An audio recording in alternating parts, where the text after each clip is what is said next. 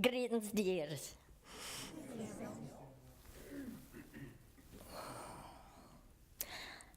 Some days it's just a better fit than other days. So how are you? How are you? Better works. I'm good with better. I'll be all right. You're always all right. I want that part again where you say, great. It's just around the corner. And how are you? Great. All right. Still in birthday energy. It's quite a triune of energy the three of you create, isn't it? February, what's the deal? A lot of you are born in February. On this very day. So what's that about, February? It's the maypole dance. Ah, that did it. Yeah. I'm good with that. Well, it's actually 40 weeks, which you would count as 10 months, right? But 9 very full ones, eh? That was a joke. Come on. Are you not here yet? Very full ones, you know. It's the head gestures.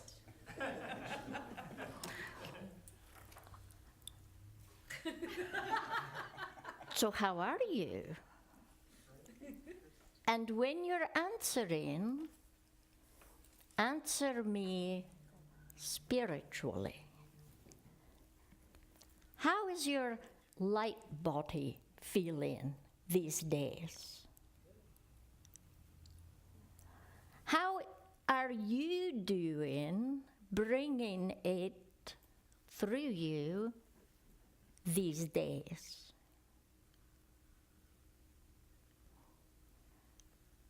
Do you notice a difference when you are fully functioning at your highest and best, as opposed to when you're functioning, working on living love and not doing much else? Can you tell the difference in full activation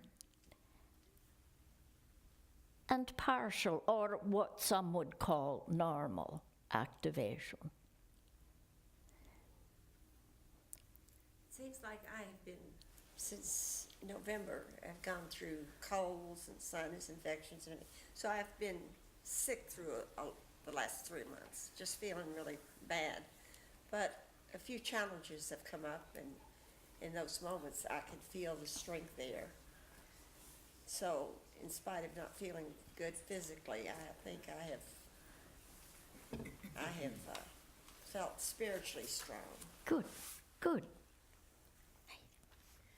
I've had some physical challenges too with different things, and my fibromyalgia being in flare. There's various other things, but what's been a delight to me and a surprise is I have so much passion and energy coming through that it's just there. I don't have to try to get myself there. It's there. And it has to do with service. It has to do with here at Phoenix and all this excitement and energy for Phoenix and the work here, but also out in the world. And it's just, I feel like I'm bubbling over with delight and energy and excitement and passion. Yeah. Woo! That's great. Yeah. That's great. And I don't know why, but it's good, and I love it, and I want it to keep coming. Well, a lot of creative force has been moving through. And if you remember when last we spoke, I talked to you about the possibility of learning a few things about yourself by the nature of the creative dump.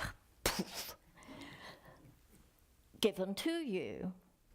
So feeling extra creative and good and maybe even a little hyper with all of that is quite lovely.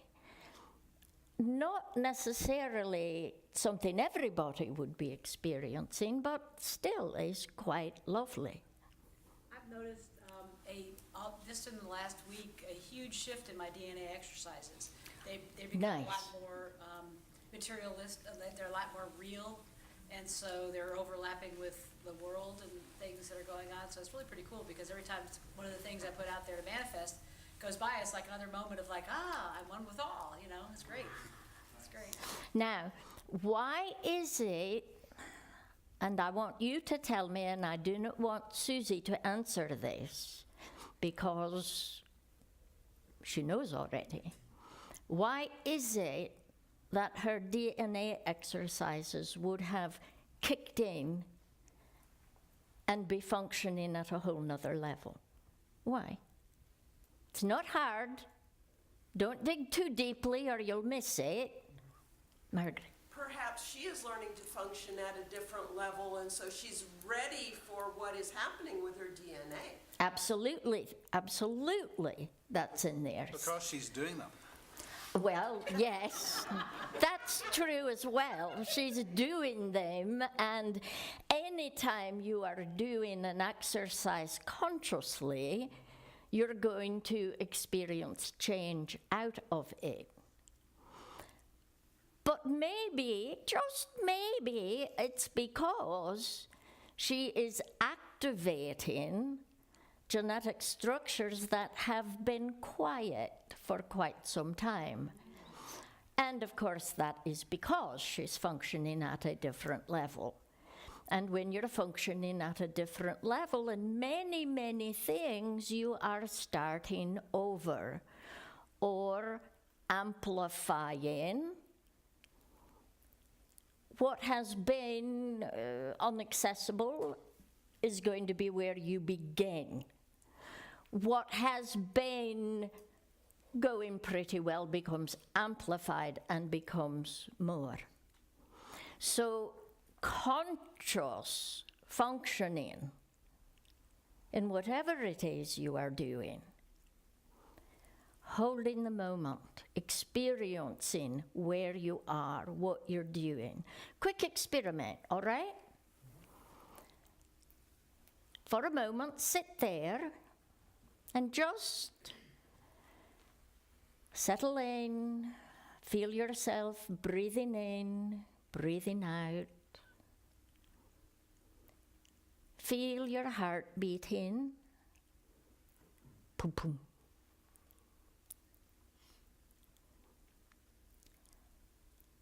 Now think about your toes for a moment.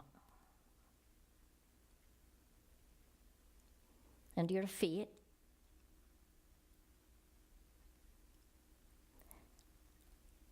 And shift that to think about your ankles. Now think about your elbows. All right, that was the experiment.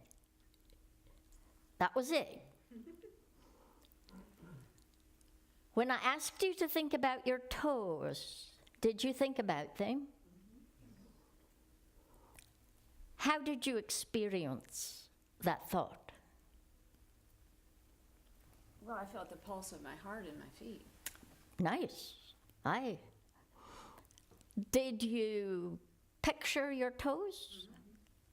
I will, right? And you wiggled them so you felt your toes? What you just did was projected your consciousness, your thinking mind, into toes, feet, ankles.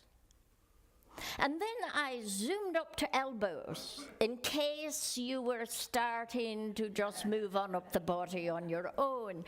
I zoomed up to elbows.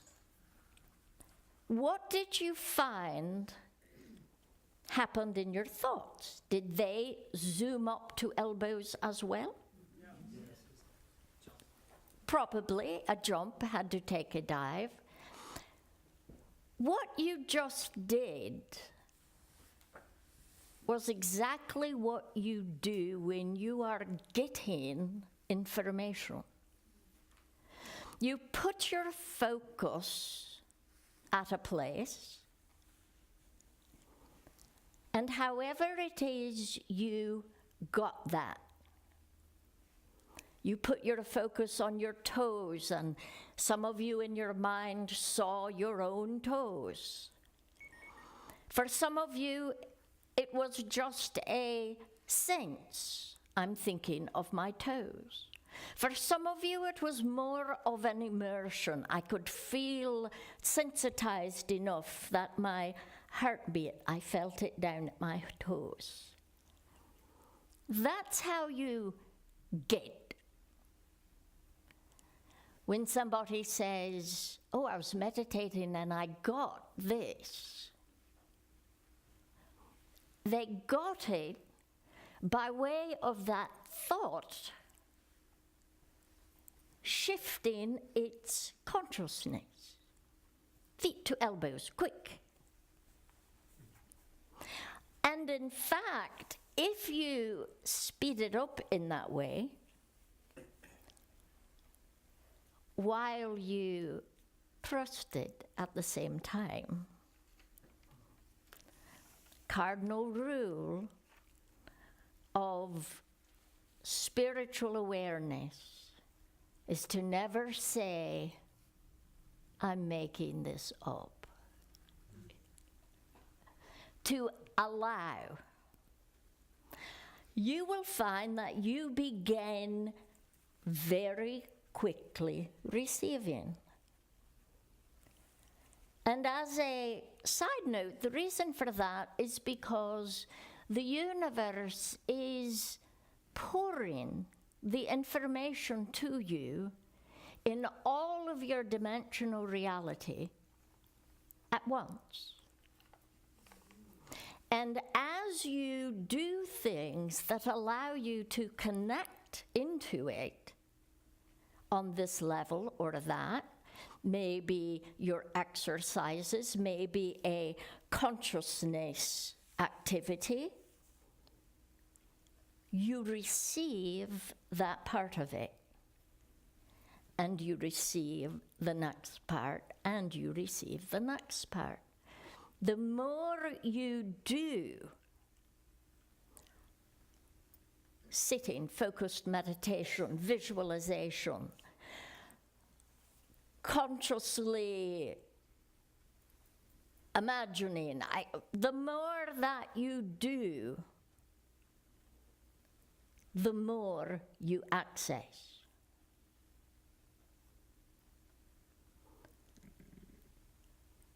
So I have a question for you. What use is this access? What use? Well, with this energy coming in, we have to ground it into our being, thus the world. Good, absolutely. Yeah, and one other thing is by connecting with other guardians, you ground that energy that much stronger. Yes. Because it creates another force. The one and the one don't create two. They create far more.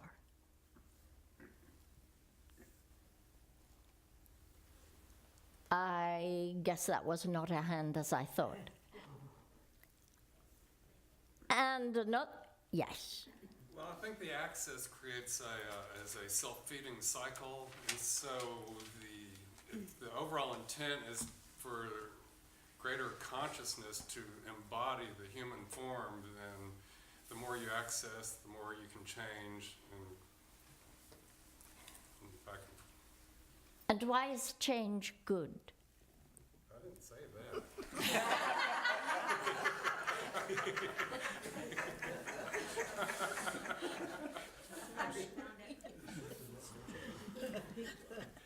All right. If change was good, why would that be? What is this? Oh, nice. It's trying to undress. If change, for instance, could be good, with regard to your comment, why would it be good? Well, it just opens up all sorts of doorways. Yes, It's adventure. It's exciting. adventure, yes. Chaos, I love chaos. Change is good because of those doorways, because it opens up your path. How many people do you know that their life is they get up in the morning, they fulfill their morning routine, they go to work, they come home, they fulfill their come home and evening routine, go to bed, keep going over and over and over. Their lives have a definite path. They may love what it is they do, but you're not growing from that.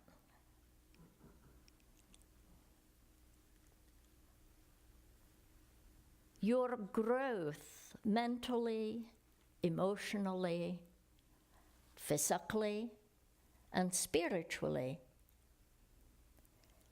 stops your aging process. Well, let me change that. That's not true at all. It slows your aging process. Change is growth, not aging. And when you are growing, it's because you're seeking opportunity. You are challenging yourself.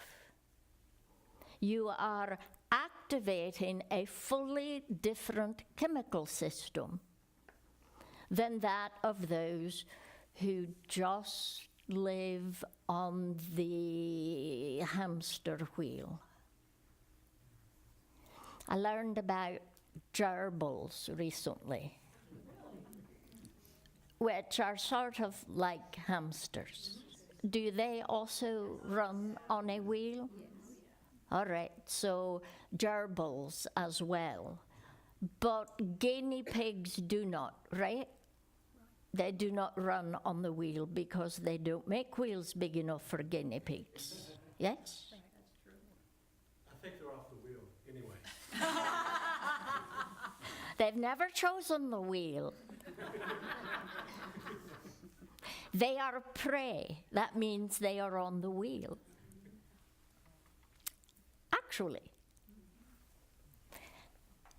And humans are on the wheel when their life is all about being prey as well. So, living on the hamster, gerbil, not guinea pig wheel, going round and round and round, and choosing that is life. Change allows opportunity. It allows choice. It's freedom.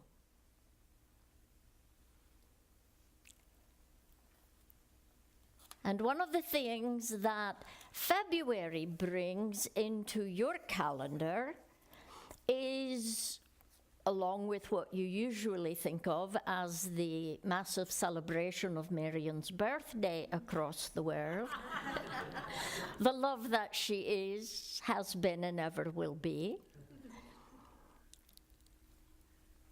You also celebrate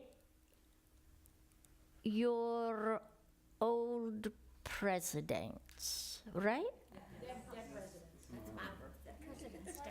Dead Presidents Day.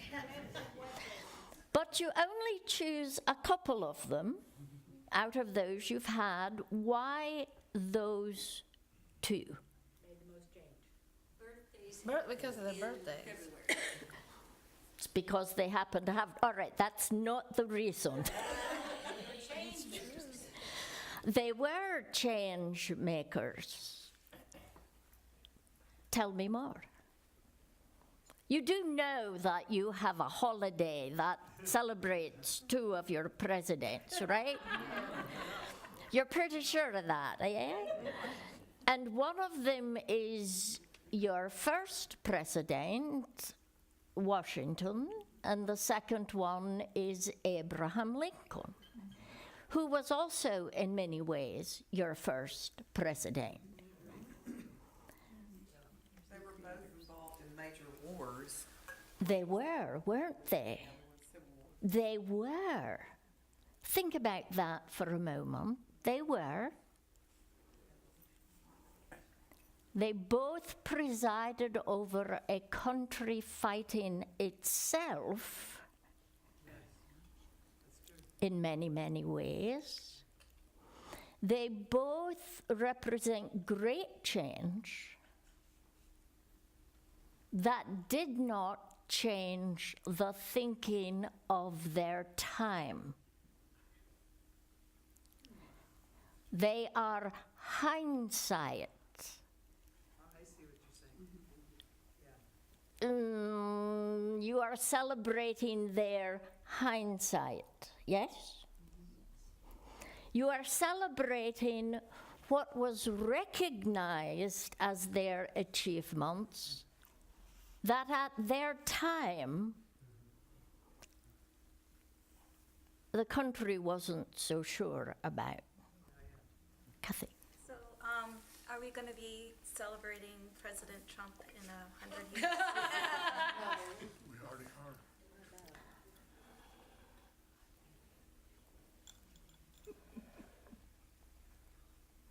Maybe the finished term of? How soon? Now remember, I have told you, what have I told you about this president? Well, it brings, what this president's been doing is bringing to the surface things that need attention in our culture, in our country. And in yourselves. And he's been a catalyst for that, even though I may not like him, he's been a catalyst for things that need to be looked at and need to be dealt with. Otherwise, they stay under the surface. They don't get dealt with. They don't get healed or resolved or released or whatever. And as a result of that, as a result of that, wonderful change can happen. Yes. And is happening in a lot of ways. And the awareness of people wanting to be more aware of what's going on within their country, within their government, all those things, and to become more engaged in it all those are really good things. I am so grateful that he came into your lives and, made some people very happy, but a whole lot of people very unhappy.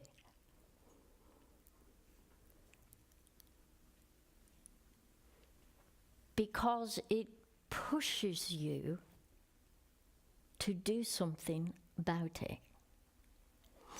And it's that change happening in your world that is opening doors over and over and over. Tell me a little more about those 2 presidents. They both presided over wars. They both did not have a populace that fully believed in them. They both had a populace that was divided and in rebellion. What else? Well, they were both initiators and creators. And Washington initiated the pathway of our government going forward, in the sense of we didn't have that in place. We were new at it. We were finding our way. He had a vision. He had the utensils to work with, or the documents to work with, the Constitution, the Bill of Rights. All those things were coming about. Wow, this is what you learn in history. It's part of, well, part of it. Part of it. They just give you what they want you to have. There was an impetus to create change, and there was a Yes. format to do that. And he was utilizing all those tools in the midst of all this chaos, and in the midst of the disbeliefs and the things like that. Lincoln was in the same position pretty much. And he created a new pathway that was unifying and brought people together. Washington was at the very beginning of it, so he didn't have that history to fall back on. And Lincoln was utilizing what had come before, but he was creating a new path and showing a new way of compassion. And because of that, it changed the whole, it changed division to unity, eventually. And the key word there is eventually. Eventually. What is your perspective? Yeah. Lincoln was born in Kentucky. He got that special energy.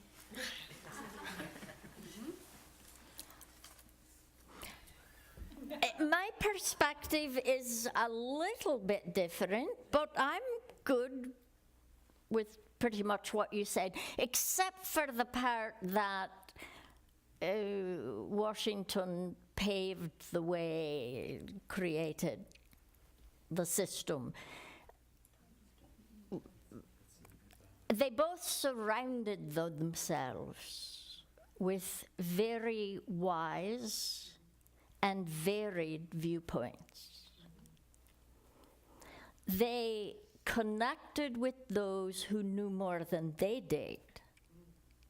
They did what they did best and relied on others to fill in the gaps.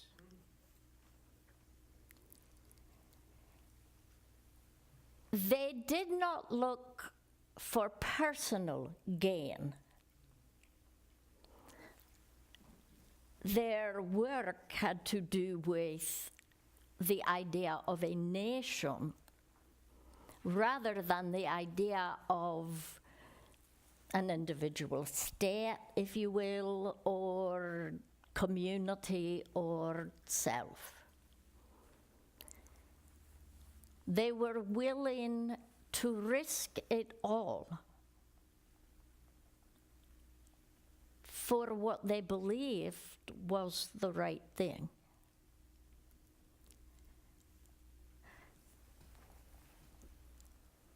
They made choices, many bad ones. Apparently, your history isn't so good about telling all of those, but why not have a cheery look back?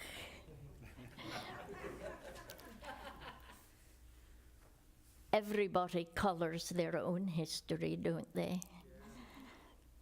Lincoln's presidency cost him dearly. Dearly. His life. Absolutely. His family. Everybody's presidency costs them dearly. You should know that. Bring it over here to White Hair, all of them.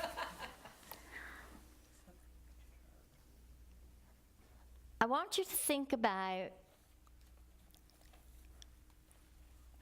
how what was going on at the time of George Washington and Abraham Lincoln is similar to what's going on in your world today. Because I'm celebrating your President's Day. And really never have. So why would I be doing that? What is it that is similar. I'll give you a hint. It's all been mentioned. Well, there's a big divide about how we're gonna move forward. And we need to figure out a way to work together to move forward together versus continuing to move forward dividedly. Excellent, excellent. Very good. More? Yes, People are becoming engaged in their own yes, process. absolutely. It's a time of real awareness of choice in a way that Nice. it's not as easy to just act like sheeple like we have for so long, because it was flowing fairly smoothly. Well, kerbang, it's not anymore. And this is a lovely time when people can really have a chance to say, who are we? What do we want? What is working? Where is healing needed? What goes in the gee, I'd rather not try that again column? You know, but it's a time of such possibility and growth. It's exciting. It's a little squirrely, but it's exciting. Squarely but exciting. I think that's a very good way to box up your time right now. Yes, I remember that. It was squarely and exciting, right? And two, I can't remember except maybe in the 60s that where this was happening, but it's even more so now than even in the 60s, where people are looking in a deeper way at things. What are my values really? What's important to me? Compassion. Good. Those types of things that before it was a real surface kind of, we need jobs, we need, you know, and it's more of like, because we're seeing the ugly, all the bits, the beauty and the ugliness of all of it, people are really taking stock of really what is important in my life.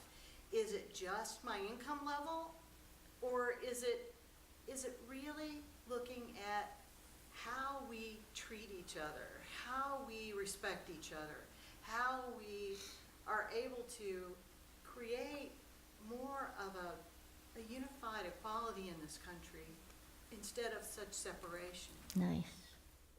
Hey. I think all three of those time periods, especially now, we're having to fight through fear. It's Yes. all fear-based. Good. And we have to come out on the other side of that. There's no other way to go. That door has been opened. Yes. Yes. Very nice. Aye. It's a shifting of power dynamics, power being in one paradigm, and people are waking up and realizing that they don't really agree with that anymore, and they want to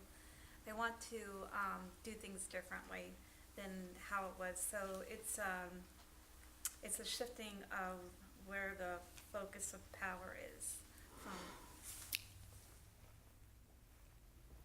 In many ways, that's true. And I'm going to go with that being true, particularly, not so much politically, but particularly amongst individuals who are making choices about acting or pushing away from it, and multiple in-betweens. There is a massive shift, more like the time of your President Lincoln than Washington, because that shift happened earlier than his presidency, but still, it's a part of an ongoing evolution. Very nice. Well, I was going to say you could view this as all symptoms of a great spiritual revolution and the shifts that we've been making over the last 5 years or so. I would absolutely agree with that. Absolutely. And I'd go further than 5 years, but especially that time. Mary, did you have your hand up again? I did. Yes. To go off what Mary Claire was saying, it's seeing groups that haven't been standing up for themselves Yes. or could not. are now being heard. Yeah. And it's all different groups. I mean, it's like, just in the last few days, seeing the teenagers speak eloquently on TV or the radio or whatever, and speak eloquently about where they want to see the country go. Yeah. Is really nice. And it's happening more in a variety of different populations. Yes. Nice to see. And you just made one of the points that I wanted to about what was going on and similar in each of those times. Old men plan wars, young men die in them. Young people make change happen. And what you are experiencing in your world right now, due to the horror of another mass shooting in a school, is school students and teachers and those who love students saying, stop this, make change. I believe in change. I want to take action toward change.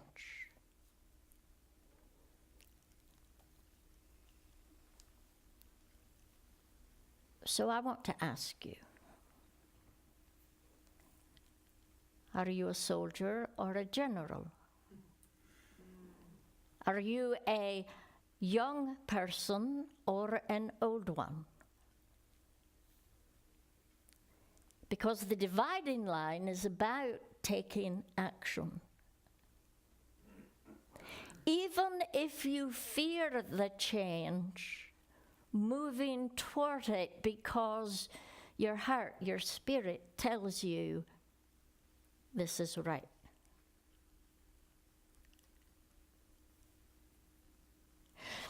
Your presidents made a lot of mistakes. Washington, Lincoln, and I promise you everyone before and after. But they were willing to try.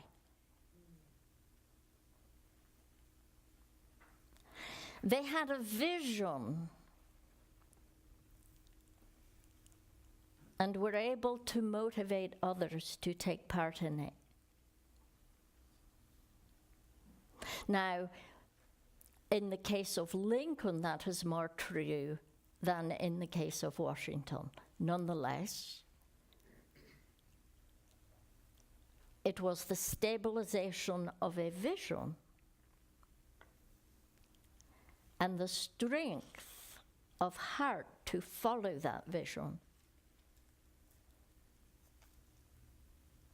that allowed change to happen. I'm going to say again what I just said a moment ago. What was in common in all three cases was that really the change was brought about by young visionaries. But I want to remind you that young is a state of heart, not a state of body. It's not about years. And I know this is going to rhyme. I just realized that I don't love that.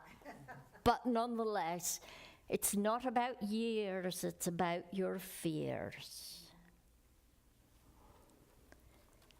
Because your fears grip on you,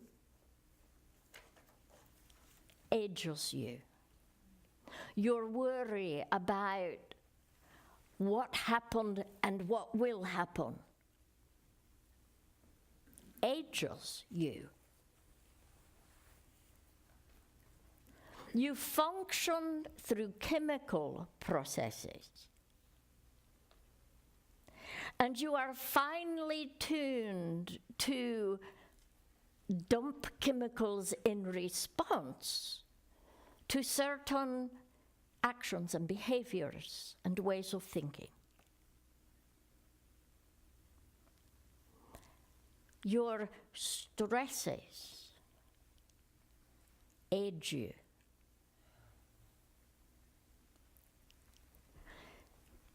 So without the years being the way you judge it, because I promise you, the older you get, the older old gets.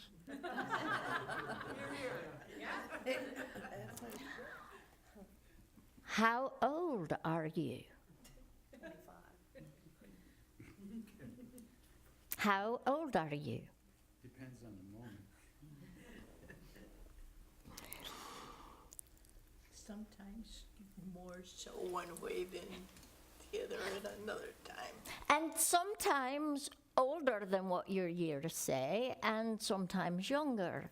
Your mind tends to relate to when you're most happy, you're most active, you're most functional. So when you think about how old your years are, it sometimes startles you. How did that happen? I get up, look in the mirror. It's not me. Are you look in the mirror and you say, who is that? That's not me.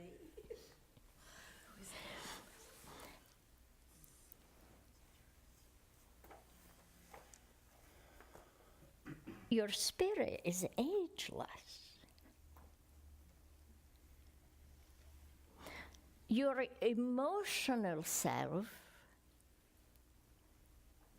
tends toward being just a little bit older than your mental self.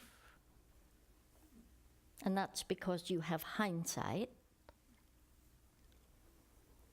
So you recognize, yes, I'm kind of 25 because that was a good time and I was excellent in all ways and life was easier and whatever. But your emotional self, it might be 30 because it knows more than that 25-year-old did. Still very young. You know, sometimes there are high school children in this audience. So when I say still very young, they kind of chuckle. Ha ha ha ha.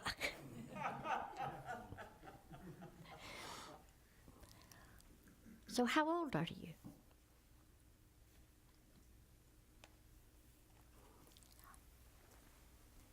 Are you young enough to fight?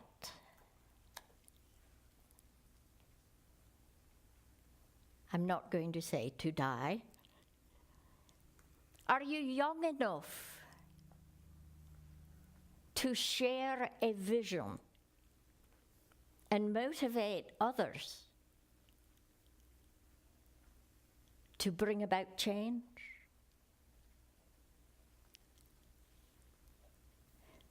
Are you young enough to see unity, whether it be uniting against the current government?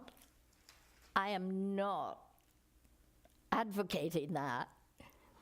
Yes, I am. Frankie's sweating. I did see him back there, so.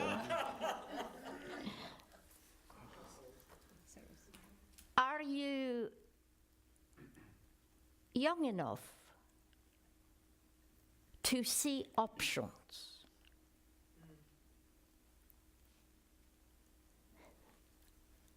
To get off the hamster wheel and help change your world? Are you young enough to do that? And if you are, what would you do? So many people I talk to say, well, I would take better care of myself. I would relax more. I would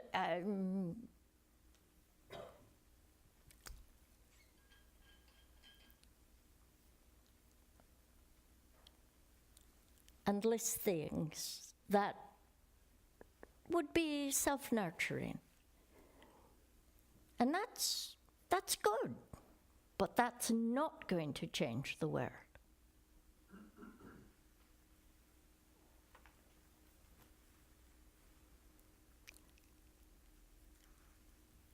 While it is absolutely true that you cannot give what you do not have,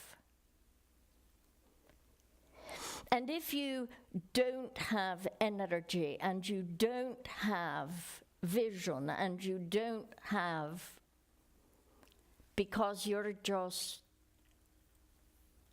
what is the phrase, sick and tired? Then yes, you do need to heal.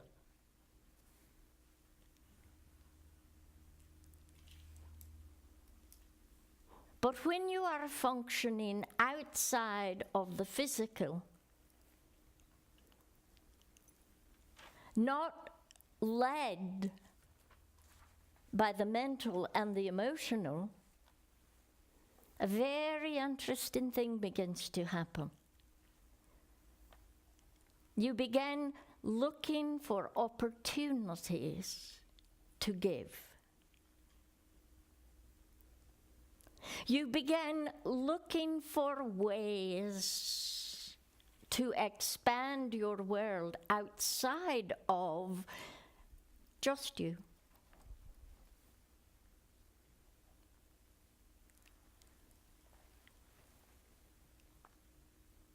So while it is absolutely accurate, you do need to take care of yourself. That won't change the world. Your world changes because you want to take care of it. And that makes you vocal. Now, for a whole lot of people, that being vocal is complaining around the water cooler. Can you believe? It's gossiping. Blah, blah, blah. And I'd be even willing to say, all right, that's a first step. That's vocal. Because most people recognize pain before pleasure.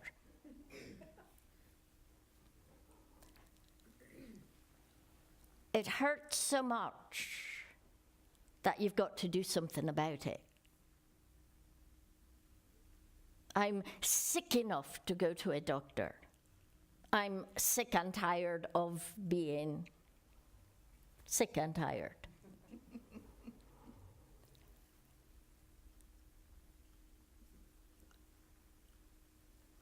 So vocal, the next step, requires a conscious change. You start mentioning what it is that you see could happen. It could be better than this. These things could be changed. You start looking for ways to share what you believe.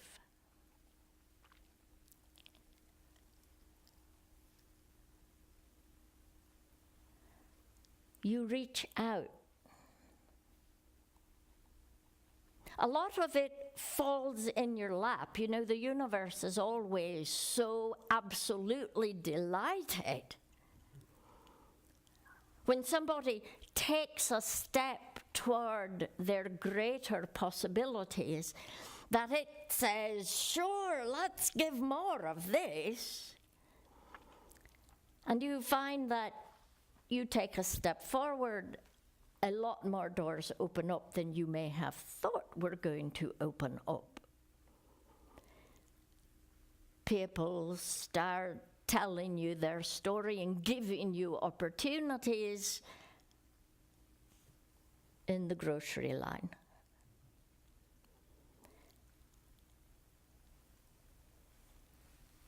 Well, Samuel, I just find that I need time to myself and I've got to just think about me, so I don't say anything when somebody dumps out their life story in 2 minutes at me. Had somebody tell me that just recently.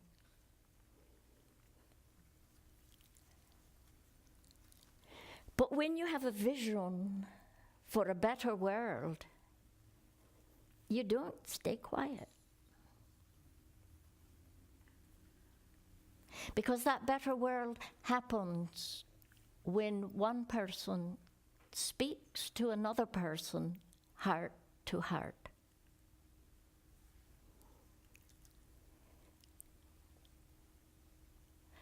When you see yourself as planting seeds, probably for a cherry tree, right?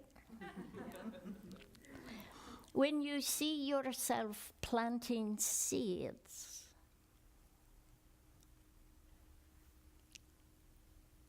when you see your job as just putting thoughts out there,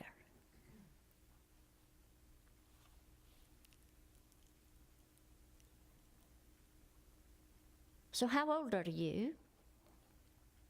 Are you the general making the plans? Are you the soldier following through?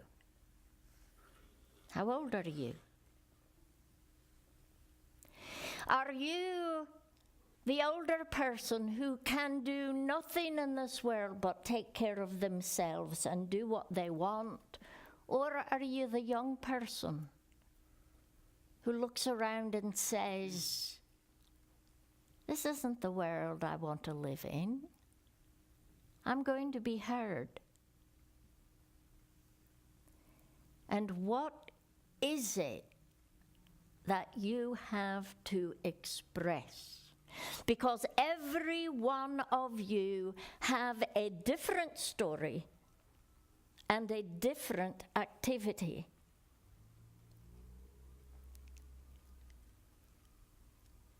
What is it that you express? And I will tell you that it's what you do in love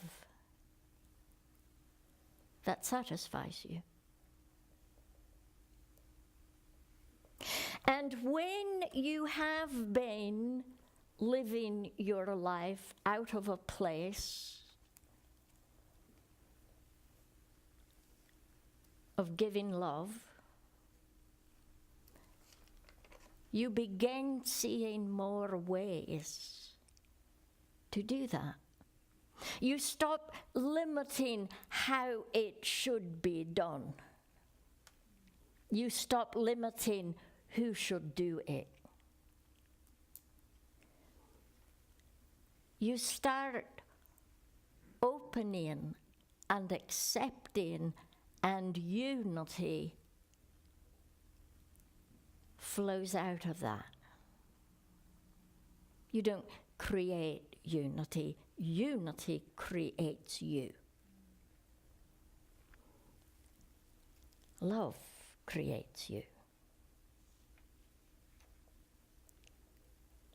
So, what do you see in your world? And what can you do about it? This is the month that a couple of just people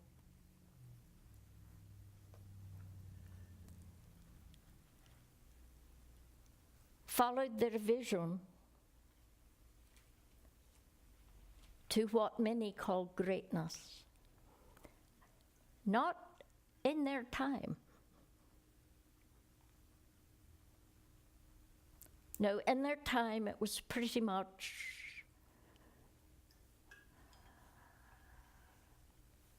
ridicule, anger. It's very hard to create something new in the world.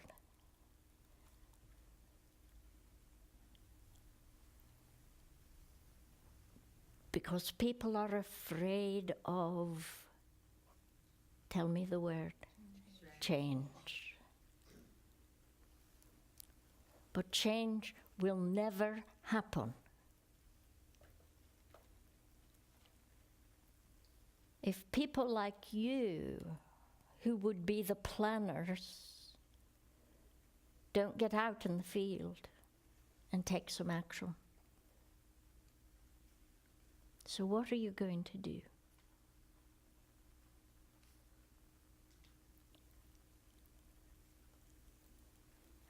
And I'll tell you something fun.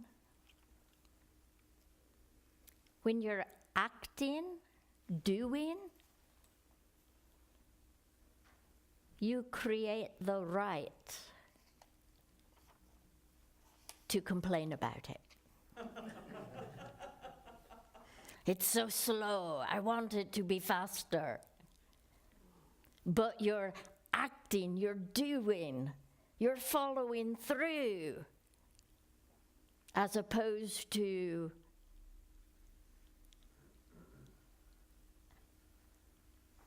I'm looking for a nicer way to say it than what's popping into this head. Starts with the letter B. Yes. Rather than just sitting there and waiting.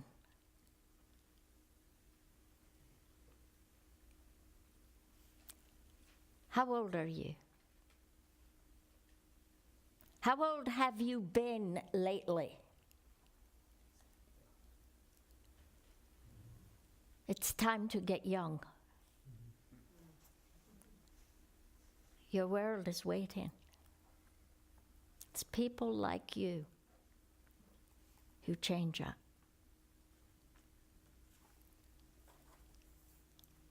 So enjoy this month